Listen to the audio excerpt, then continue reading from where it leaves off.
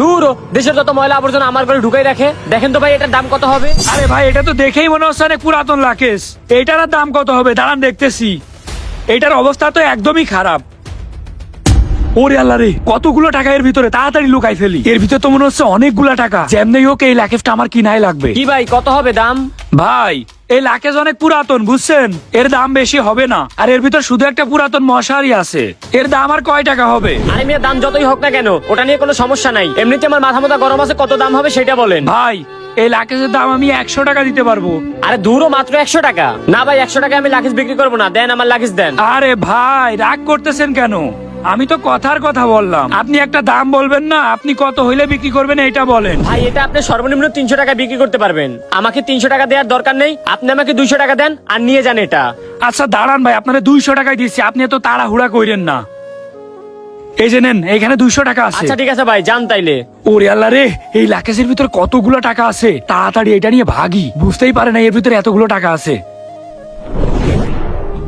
Sir এটা শখ ভাইয়ের বাড়ি। আচ্ছা চলেন।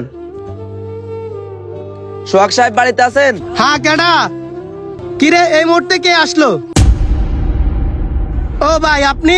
আজকে আপনাদের 1 লক্ষ টাকা দেওয়ার কথা ছিল, ওই টাকাগুলো নিতে আসছি। ও আচ্ছা, আমি টাকাটা ম্যানেজ করে রাখছি, 1 মিনিট দাঁড়ান। এ রফিকুল কই রে? এ রফিকুল এদিকে আয়। আসতেছি ভাই।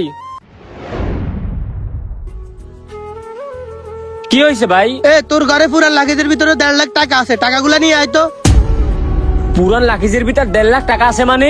কি বলেন ভাই? আরে হ্যাঁ, লাকিজের ভিতরে একটা পুরাতন মশারি আছে, ওই মশারির নিচে রাখছি, যা টাকাগুলো নিয়ে আয়। কিন্তু ভাই আমি তো ওই পুরান লাকিজটা বিক্রি করে দিছি। কি তুই আমার না জিজ্ঞেস করে পুরাতন লাকিজটা বিক্রি করে দিলি? কার কাছে বিক্রি করলি তুই? আরে ভাই একটা ভাঙড়িয়ালা আসছিল, তার কাছে আমি বিক্রি করে দিছি। একটা পুরান লাগেজ আমি ভাবলাম আপনি ওটা দিয়ে কি করবেন, এই জন্য আমি বিক্রি করে দিছি। তাকে এখন আমি কই পাবো? কি সোহাগ সাহেব, আপনারা কি এখন আমার সামনে নাটক শুরু করে দিচ্ছেন নাকি?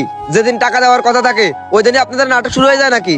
আচ্ছা ভাই, আপনার টাকাটা তো আমি ম্যানেজ করে রাখছিলাম, কিন্তু আমার ছোট ভাই একটা ভুল করে লাইছে। দাঁড়ান আমি বিষয়টা দেখতেছি। এ তুই আমার কাছে না শুনে লাকিজটা বিক্রি করলি কেন? ভাই আমি জানি না কি ওইটার ভিতর এত টাকা ছিল, আপনি তো আমাকে কখনো বলেনও নাই। আর ভাঙারিয়ালা কত বড় বাটপার, ও আমার কাছে কিছু বলে নাই। এখন যে আমি যে কি যে করবো ভাই। আচ্ছা আপনি আমার 1 সপ্তাহ টাইম দেন, আমি আপনার টাকাগুলো ম্যানেজ করে দিতেছি। আচ্ছা আমি একটা জিনিস বুঝলাম না, আপনাদের এখানে যেদিনে টাকা নিতে আসি ওই দিনে আপনারা এরকম শুরু করেন? আপনারা কি এটা ইচ্ছা করে করেন নাকি? আরে ভাই ইচ্ছা করে করবো কেন?